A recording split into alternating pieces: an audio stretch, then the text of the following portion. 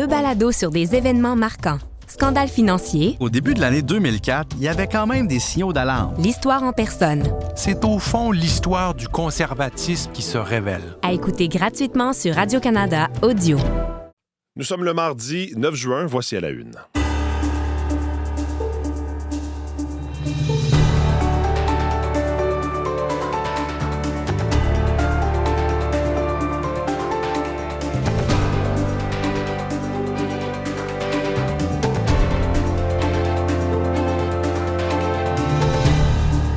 Bonjour, bon mardi, bienvenue à cette nouvelle édition d'À la Une. C'est Mathieu Bellumeur au microphone. J'espère que vous allez bien. Merci d'être avec nous en ce début de journée. Journée qui sera marquée sur le plan politique à l'Assemblée nationale à Québec par cette dernière semaine, cette dernière ligne droite, dernière semaine des travaux parlementaires. Après quoi, évidemment, il y aura la pause pour l'été et ensuite, on le sait, le Québec sera en campagne électorale cet automne. Donc, on va voir, il y a beaucoup de boulot pour les élus, plusieurs projets de loi.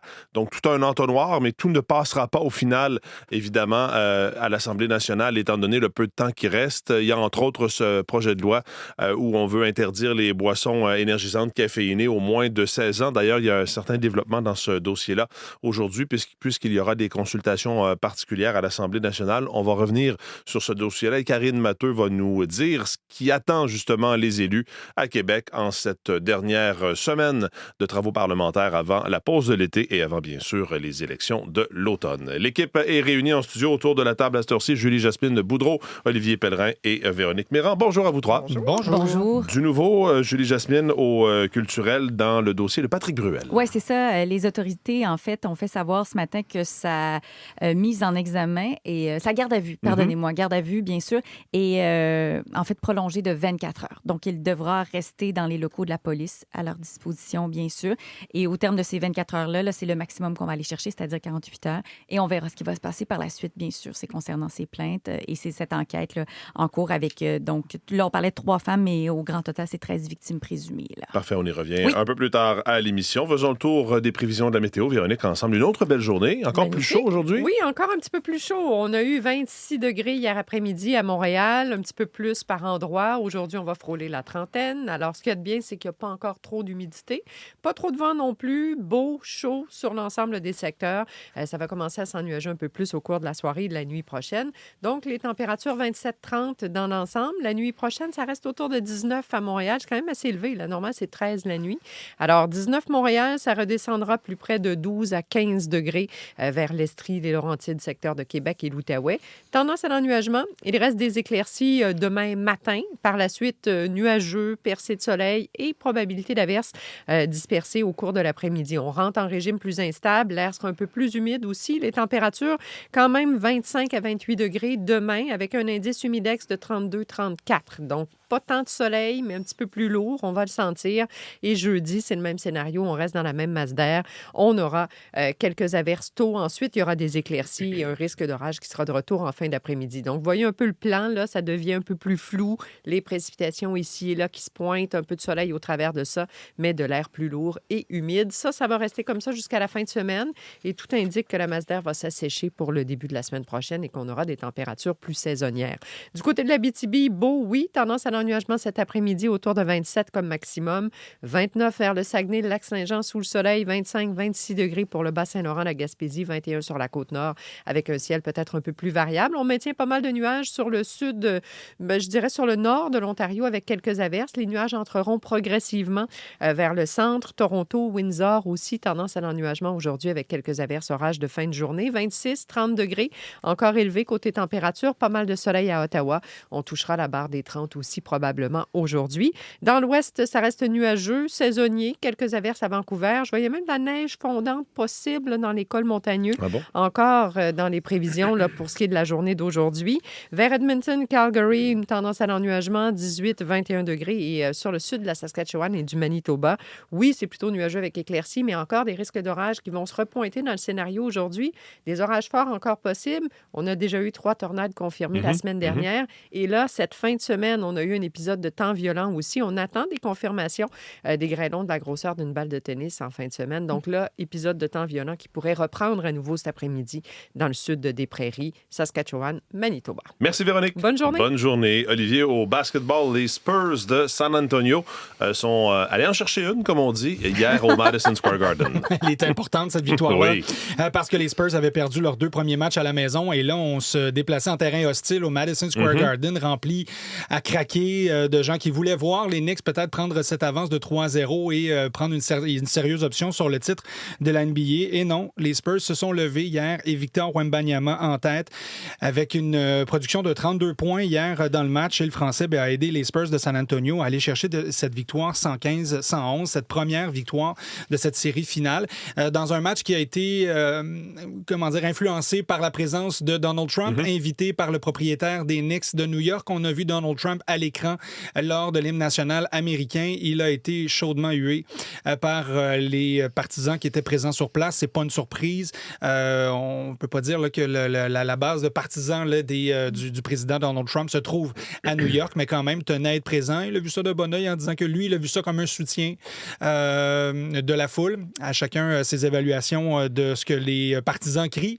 Mais ceci dit, belle victoire pour les Spurs de San Antonio. Le prochain match aura lieu demain, toujours au Madison Square Garden, mais les voilà donc vivants dans cette série finale de la NBA. Oui, donc série menée 2-1 par les Knicks. C'est jour de rentrée pour le duo Williams-Mboko. Ça, c'est à Londres. Oui, Serena Williams qui fait un retour au jeu à 44 ans après une pause qui aura duré 4 ans. En fait, elle est absente sur les cours depuis la fin de l'année 2022 et la voilà de retour avec la jeune Canadienne de 19 ans, Victoria Mboko.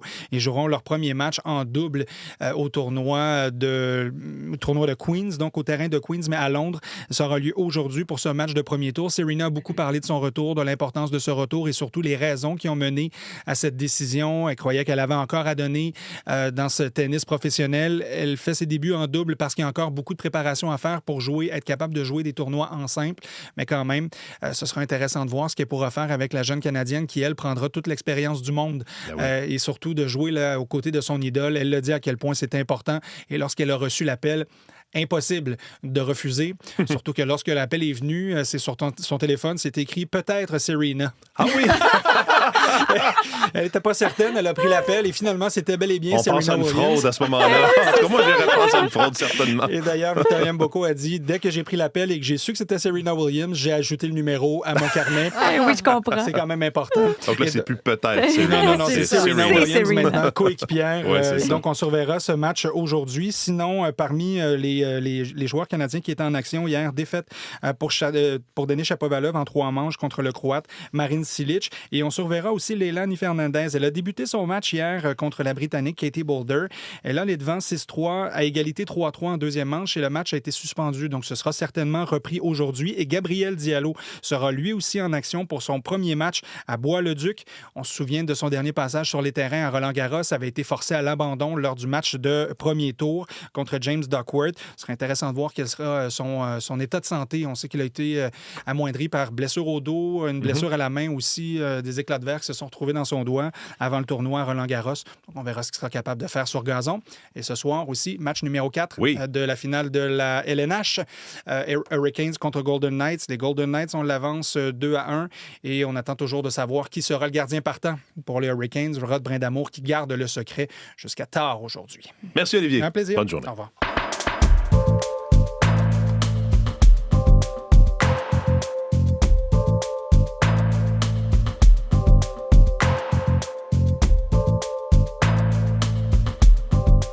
À la une des quotidiens ce matin, je commence par le Globe and Mail qui nous apprend qu'Ottawa prévoit interdire les médias sociaux aux moins de 16 ans. Une proposition qui fait partie d'un projet de loi sur les préjudices en ligne, écrit le Globe, qui comprend quand même des exemptions pour les plateformes qui respecteraient les nouvelles normes dictées par Ottawa. Donc, une interdiction des médias sociaux pour les enfants de moins de 16 ans, dans le cadre donc d'un projet de loi qui sera plus vaste, qui va toucher la sécurité numérique, qui doit être présenté ce mercredi, donc demain à Ottawa. Ottawa, selon une source contactée par le Globe and Mail. Ça établirait des normes de sécurité, ce projet de loi-là, pour les enfants qui consultent les médias sociaux. Et les plateformes qui respectent ces normes pourraient donc être autorisées à accueillir des adolescents parmi leurs utilisateurs. On sait qu'il y a plusieurs parents qui demandent justement un meilleur encadrement. Il y a des critiques qui affirment qu'une telle interdiction, ça pourrait être inefficace, facilement contournée, susceptible aussi de soulever de nouveaux enjeux en matière de protection de vie privée. Donc, il y aura certainement des échos de ça dans l'actualité. Aujourd'hui, c'est en une du Globe and Mail. En une du Devoir, un soutien plus humain réclamé pour les épileptiques. C'est la mère d'un jeune qui s'est enlevé la vie. Il s'appelait Antoine Lavoie.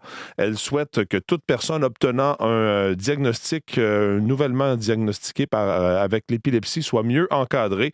Elle nous raconte, on apprend l'histoire donc de ce jeune dans le Devoir de ce matin, Antoine Lavoie, qui s'est enlevé la vie à 17 ans en 2023, près de 3 ans après avoir commencé à souffrir d'épilepsie.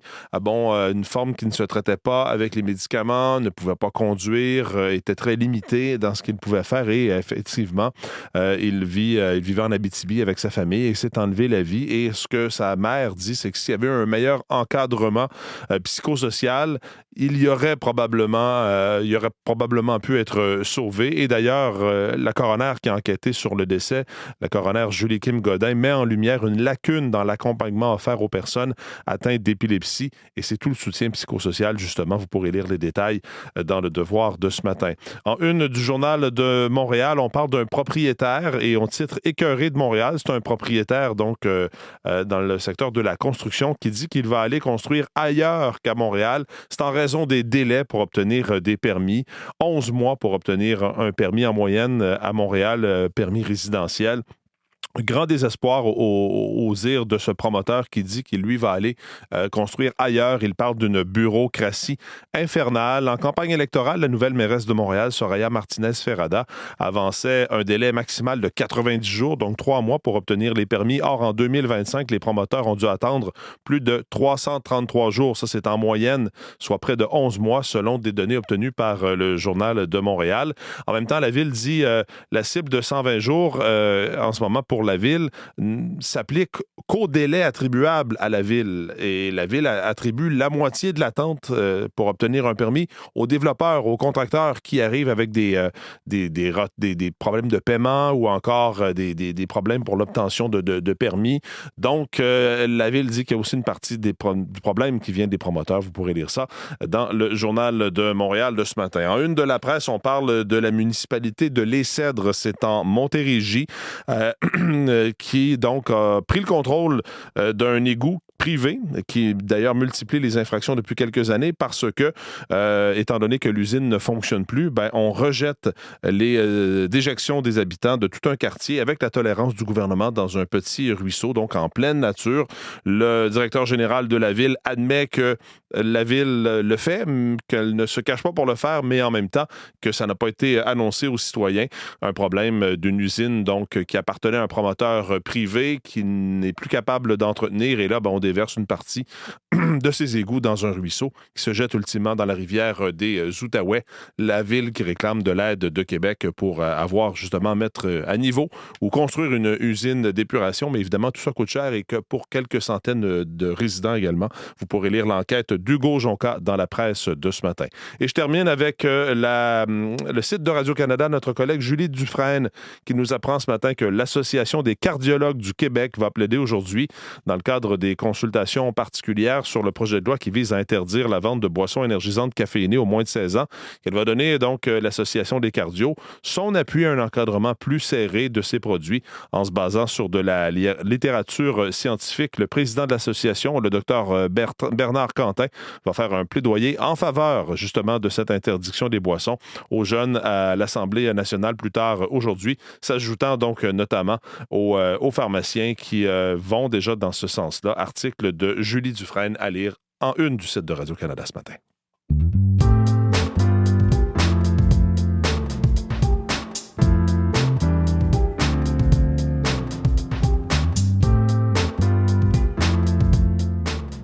C'est Karine Matteux qui est avec nous aujourd'hui. Bonjour Karine. Bonjour Mathieu. Alors oui, dernière ligne droite à l'Assemblée nationale. Pas mal de travail pour les élus.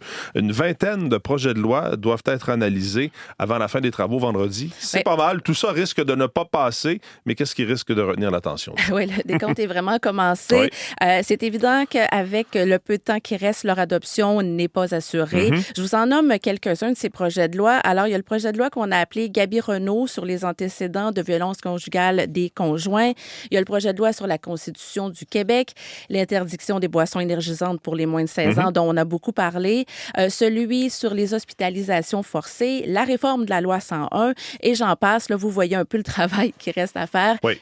Ça n'est que quelques-uns seulement. Oui, et donc, effectivement, il y en a qui vont rester au feuilleton et qui risquent de servir d'argument, en tout cas, en campagne électorale. Oui. Ceci dit, il y en a qui ont quand même plus de chances d'être adoptés. Oui, je pense au projet de loi Gabi-Renault, parce qu'il semble y avoir l'unanimité des parlementaires, ce qui est nécessaire là, pour une adoption rapide des projets de loi.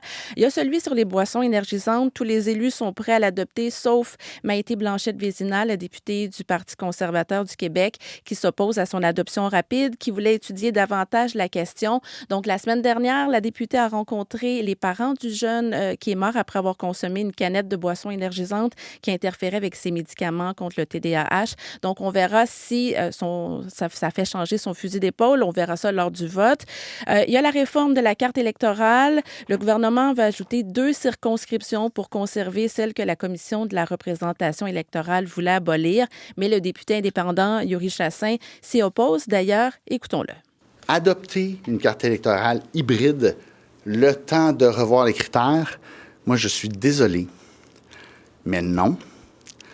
Il y a non seulement un problème à ce que les élus déterminent leur propre carte électorale, mais il y a un précédent qui est créé. Alors voilà, autre projet de loi qui rencontre cette fois l'opposition de Québec solidaire, c'est celui qu'on nomme Q5 qui vise à accélérer l'octroi des autorisations pour des projets d'envergure nationale. Voici le solidaire Étienne Grandmont, suivi du ministre Éric Girard. Et ce qu'il tente de faire avec le projet de loi 5, c'est du chantage odieux et on n'embarquera pas là-dedans. Il y a un parti qui fait de l'obstruction et le résultat, c'est que le projet de loi va mourir au feuilleton. Alors voilà, il y a des projets de loi qui ont déjà été abandonnés. C'est le cas du projet de loi 20 qui visait à favoriser l'accès au logement. Mais là, par manque de temps, mais aussi devant la levée de bouclier des coopératives d'habitation, la ministre Karine Boivin-Roy l'a laissé tomber. Il y a des mesures, par contre, qui pourraient peut-être voir le jour dans un autre projet de loi. Il faut dire que les élus sont aussi pressés parce qu'évidemment, le départ de François Legault, ça a eu un impact sur le calendrier parlementaire. Bien oui, et avec l'élection de Christine Fréchette, le parti a voulu lui donner quand même quelques temps, quelques semaines pour arriver en poste, mais c'est certain que c'est du temps de moins pour le travail parlementaire. Je vous laisse en terminant sur les propos de la première ministre et du chef du Parti québécois, Paul Saint-Pierre Plamondon. On met la gomme pour que l'ensemble des projets de loi qui sont en discussion actuellement en commission parlementaire puissent aller de l'avant. Qui embrasse trop mal étreint, là, on est mieux de se concentrer et d'en réussir certains que d'essayer de toutes les faire. Voilà, le sprint est commencé. Ça se termine vendredi. Merci beaucoup, Karine. On va surveiller ça aujourd'hui. Bonne journée.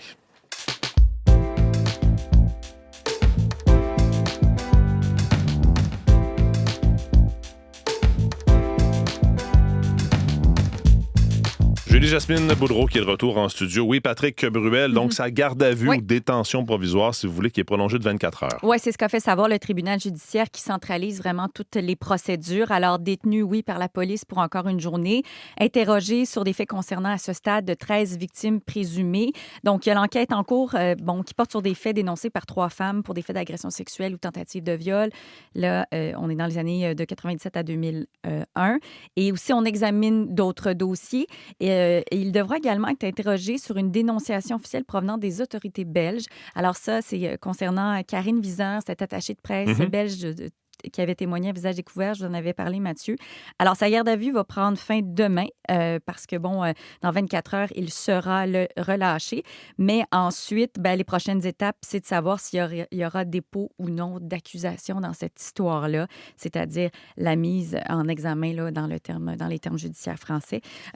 Voilà. Et je vous rappelle qu'il conteste toujours, bien sûr, l'ensemble des accusations. Le chorégraphe québécois Daniel Léveillé est décédé. Oui, c'est une figure importante du milieu de la danse contemporaine. Il est décédé dimanche à Montréal à l'âge de 73 ans des suites d'une maladie Il a consacré plus de 50 ans à la danse, bien sûr, d'abord comme danseur, ensuite comme chorégraphe et comme professeur. Et d'ailleurs, dans sa toute première création, Mathieu, il a fait danser notamment Louise Le Cavalier. Il a fait aussi partie de la troupe qui avait été montée par François Sullivan à la fin des années 70. Et d'ailleurs, une de ses créations en 92, c'était sa version du Sacre du printemps de Stravinsky, lui avait valu un prix du Conseil des arts du Canada. 5e et ultime saison de Plan B qui sera disponible ce jeudi sur l'extra de Tout.tv. Moi, je suis une grande admiratrice de cette série télé. Et là, cette fois, c'est Mathieu, qui est joué par Pierre-François Legendre, 44 ans, conjoint fidèle, père imparfait, en manque de gloire, certainement. Et il y a une nouvelle qui vient tout changer. Vous en avez pour 1 heure, une journée, une semaine ou 2, dans le meilleur des cas. Je vais pas mourir, les gars, OK? J'ai un plan. Alors, une rupture d'anévrisme au cerveau qui pourrait soit le tuer ou le rendre légume à tout jamais. Alors, son plan, c'est d'appeler la compagnie Plan B. Carte de crédit, c'est réglé, vous reculez dans le temps. Alors, évidemment, c'est ne pas mourir et offrir une seconde chance pour devenir une meilleure personne. Mais la mort, Mathieu, peut-on vraiment jouer avec elle? Alors, vous allez retrouver dans ça une réalisation de très, très haute qualité, un scénario épatant et surtout des acteurs. Pierre-François Legendre est renversant. Il s'en va vraiment dans des zones d'ombre et de profondeur. Alors, 3 épisodes sur l'extra de Tout TV dès jeudi. Il y en aura 3 autres la semaine suivante. Vous nous aviez déjà parlé d'un nouvel album pour Madonna. Voilà qu'en attendant cet album-là, il y a un mini-film qui est lancé. Oui, je dirais une promo, mais une promo artistique. Okay. On va dire ça comme ça. On l'écoute un peu.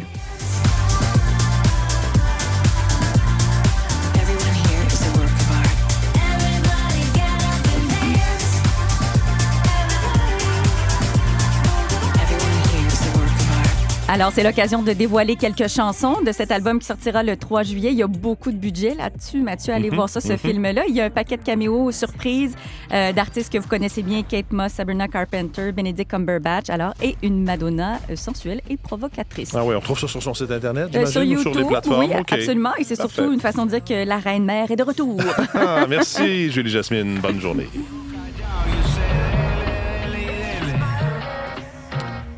Marie-Michel Bordua, maintenant en studio pour ce qu'on va surveiller aujourd'hui. Marie-Michel, bonjour. Bonjour, Mathieu. Alors oui, le président chinois et le dirigeant nord-coréen qui visent de nouveaux sommets dans leur relation bilatérale. C'est ce qui ressort de cette visite de Xi Jinping en Corée du Nord, une première en 7 ans. Xi Jinping et Kim Jong-un ont réaffirmé leur amitié, oui, mais il n'y a aucun accord qui a été annoncé lors de cette rencontre. La presse officielle nord-coréenne n'a pas indiqué non plus si les 2 dirigeants ont discuté du programme nucléaire de Pyongyang. Le président chinois a de son côté appelé à renforcer les échanges diplomatiques, militaires et économiques. Et la NASA va annoncer les astronautes de la mission Artemis 3 aujourd'hui?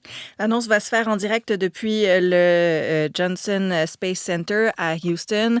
La mission doit ramener des astronautes sur la surface lunaire pour la première fois depuis 1972. On ne parle pas de mettre le pied, mais d'arriver là, sur cette surface lunaire. Le lancement prévu vers le milieu de l'année prochaine.